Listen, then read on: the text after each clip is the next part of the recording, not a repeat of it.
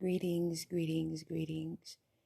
Today is Tuesday, April 12th, 2022, and it's been a year so far. Good.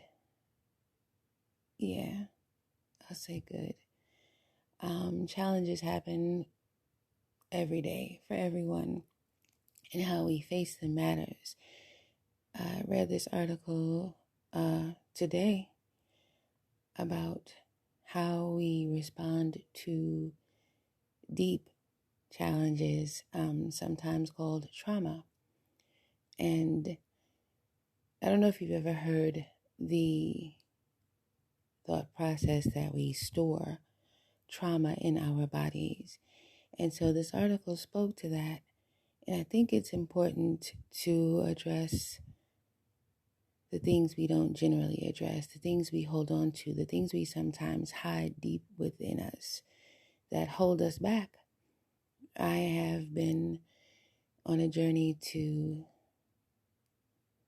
free myself more and more from things that only I can free myself from.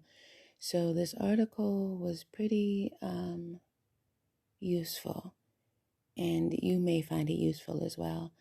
And it's not a New York Times article. It is an Essence magazine article. And here it is.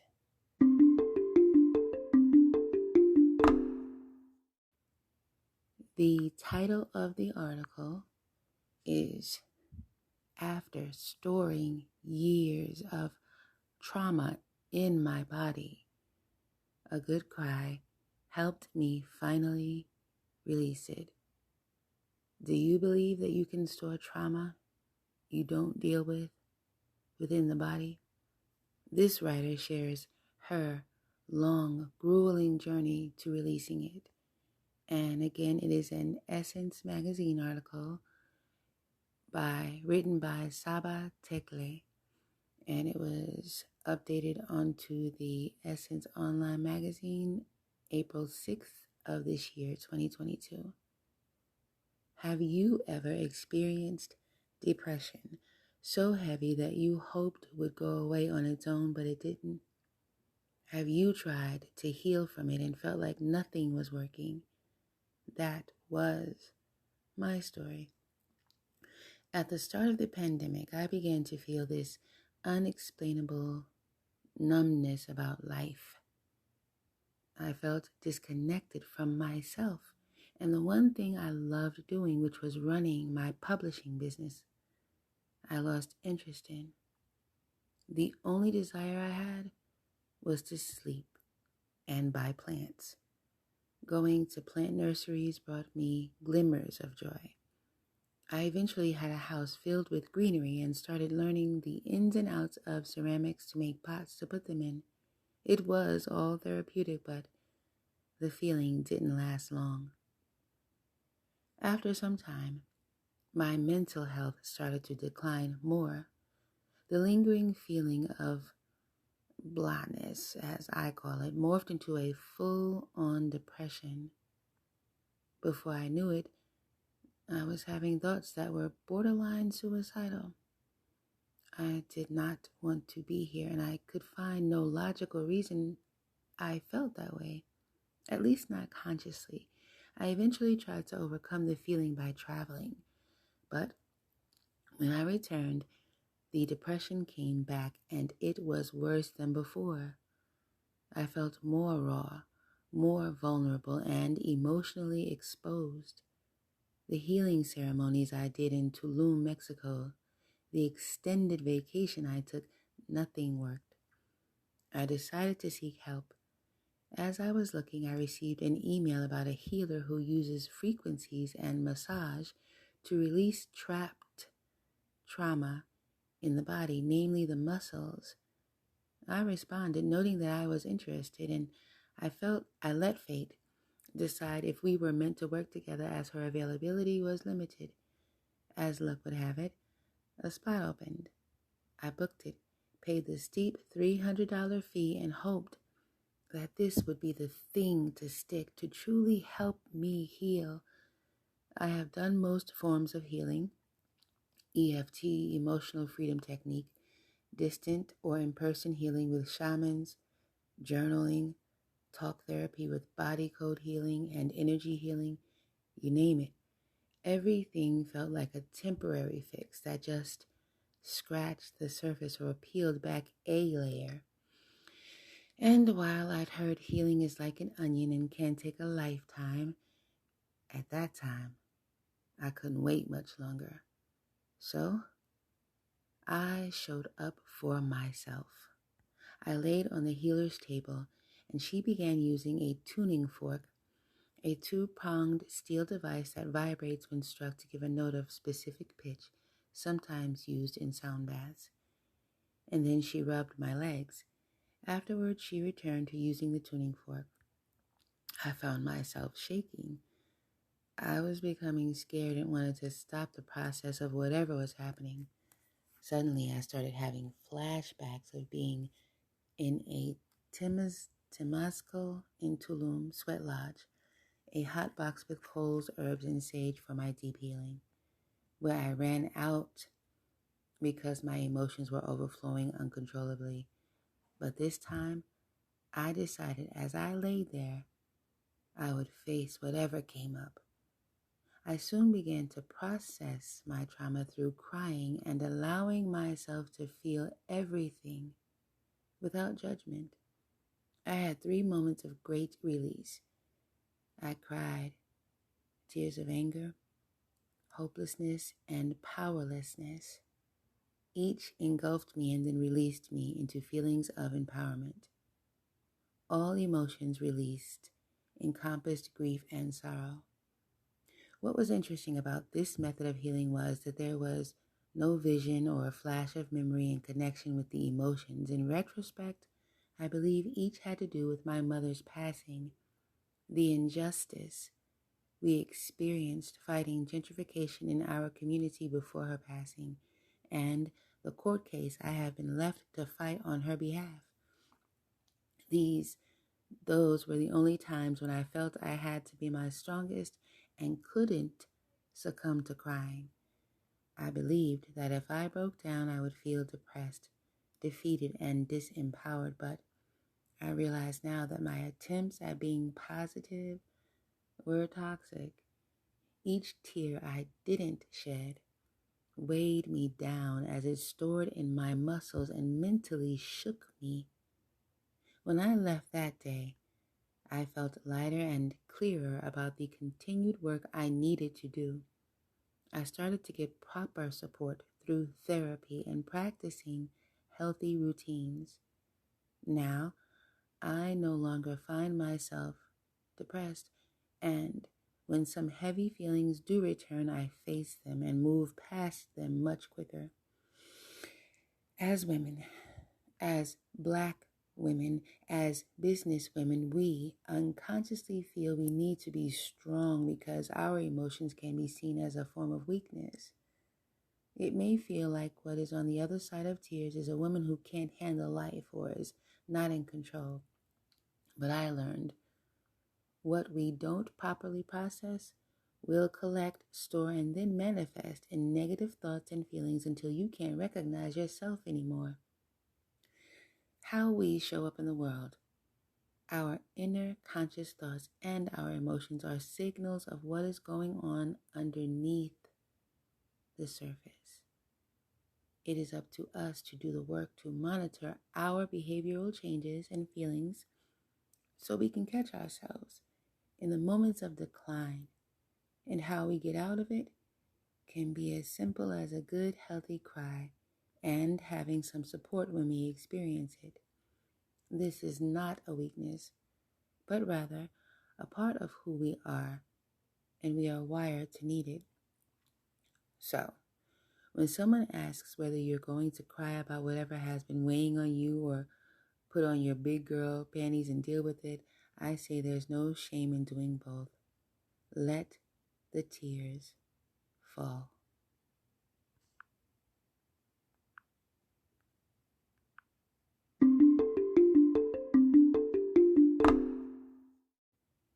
it's interesting that this article touched me today after some events in my own life recently.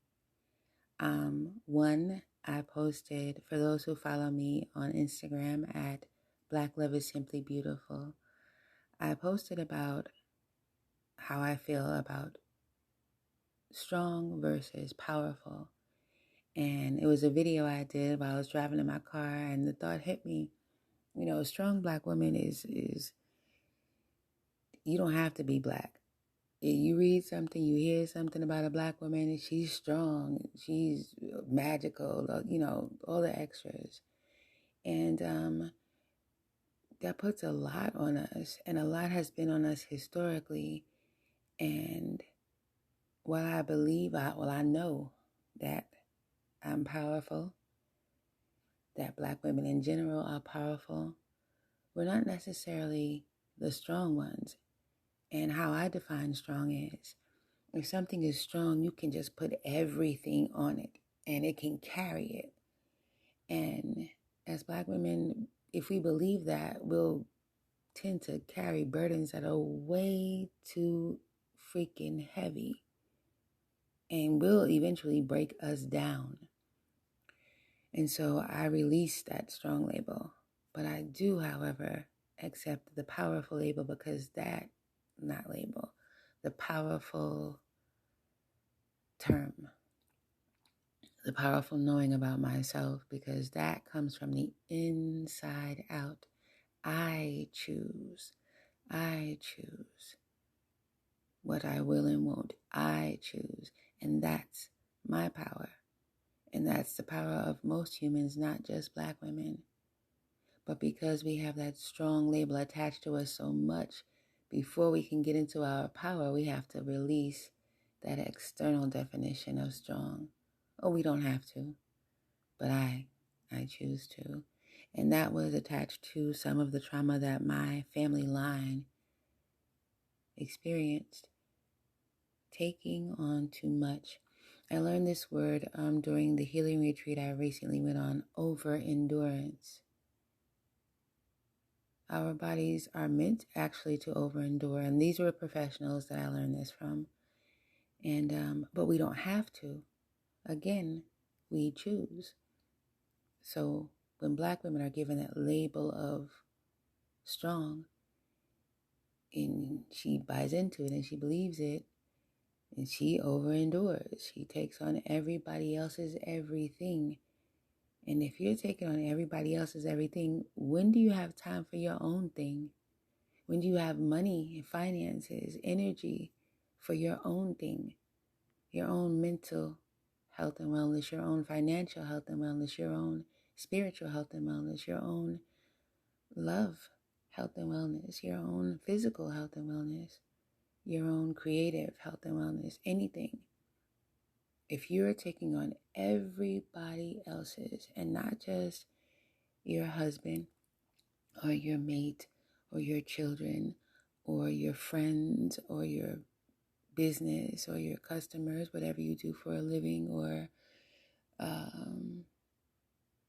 your parents, your grandparents, your lineage, your people, if you're taking on all the burdens because you're a strong Black woman and you'll help everybody, because we're supposed to help other people, yes, but not to the point of our own detriment. And then not even being able, like this writer talked about, not even being able or giving herself the opportunity to cry, let it out some kind of way. Acknowledge the pain, acknowledge the trauma inside that wants to get out. I'll share something else here. When I was on the healing retreat recently, at the end of it all, it was a wonderful weekend. I spoke about it here. It's gonna stick with me forever. It was really beautiful. And I'm looking forward to the second annual I Am Because We Are healing retreat next year. But yeah, at the end of it, we went out into the surrounding woods. It was in mountainous area, and there were woods everywhere, and we had on our whites. Our heads were covered and our bodies were draped in white because we were being rebirthed into everything we worked on and released and did during that weekend, those couple of days. So we took off our shoes and we were barefoot in the woods. And if you're familiar with grounding, it attaches you to the earth around you. And so we had done African drumming, and we had done Reiki, and we had done journaling, and we had done archery, and we had done some, I think it was air gun shooting, which was a great release too.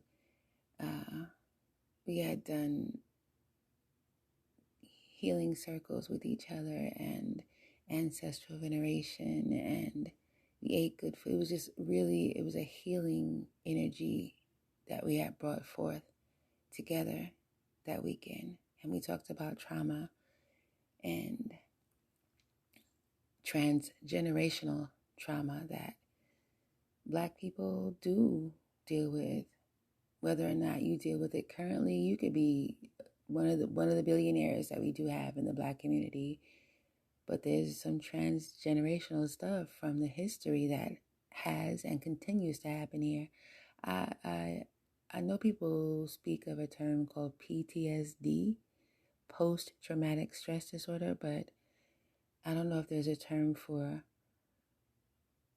continuing traumatic stress disorder, like seeing things that we see about ourselves on the news. I saw a news article yesterday that really pissed me off because I let it. We choose. But it was a New York Post article that said, this was the headline: should Black women marry white men? And it was in reference to the new Supreme Court justice that just got appointed. And it was a picture of her white husband kissing her on top of her head. And that just, no, the agenda is real. What other women get told they should marry somebody outside of their race in a headline on a national newspaper article? Really? Written by a Black man, a law professor, telling Black women that they should consider marrying, not even consider, saying that Black women should marry white men. If you don't believe me, look up the New York Post article. You'll see it for yourself. This is the kind of stuff that we deal with, because if I choose to marry whoever I choose, that's my choice. But again, as you can see, it got to me, because we face a lot. And I'm off work today, and I'm definitely getting out in nature, and I might have a good scream because it's just, and that's what I did when I was out at the healing retreat. I had my feet in the ground, and I didn't intend to let out the sound that came from deep in my body, but I opened my palms to the sun, I raised my face to the sun, and I let the sun shine on my skin and touch my melanin deep, deep, deep, deep, deep in my body. And as I raised my hands to the sun, just this cry came out of me. And it really felt like it wasn't just my cry. I've never experienced anything like that before, and I can't honestly describe it for you here, but it was from the depth of my soul. And I love the people who are around me because they just protected me so beautifully, especially the Black men who were there. One got in front of me, one got behind me, one was on the side of me, one was on the other side of me. My sisters were there. It was beautiful. And they didn't say a word. They just let me release, and they were there. And I felt safe enough to release. So if you don't feel safe, you won't release. Your body will protect you from it. I'm not a professional. I'm just speaking from my own experience, of course. But I felt safe enough to release. So my hope for anybody listening, of whatever race you are, wherever you are, I hope you find a safe place to release what needs to be released, what needs to be let go, so you can be free from it. Free. Yeah. But this article was really good, and I hope you found it useful as well. And I love how vulnerable she was to share that. People don't talk about being depressed, especially, look, we were all in this pandemic in one way or another. Some people became even bigger billionaires. They may not be depressed. This podcast is not for them. But if you were affected by the last couple of years, which piled on top of the regular kind of stuff that goes on in the Western world where I live in, then this may have been a really good article for you to tap into and find a way to release the things that you may need to release. I wish you health and wealth this day, this moment. 1.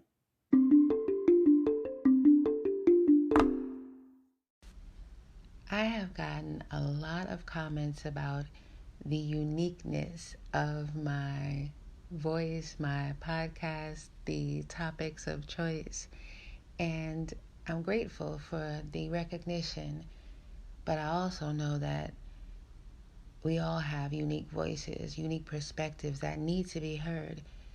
And you can do the same thing I'm doing. Do your podcast your way. If you haven't heard about Anchor by Spotify, it's the easiest way to make a podcast. And they literally have everything you need to make it all in one place. Anchor has the tools that allow you to record and edit your podcast right from your phone, your laptop, or any device that you have. When you're hosting Anchor, you can distribute your podcast to platforms like Spotify and Apple Podcasts, and there's so many. It's everything you need to make a podcast. And best of all, it's free. Free 99. So just download the Anchor app or go to anchor.fm to get started.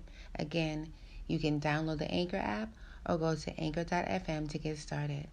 See you in the podcast world. 1.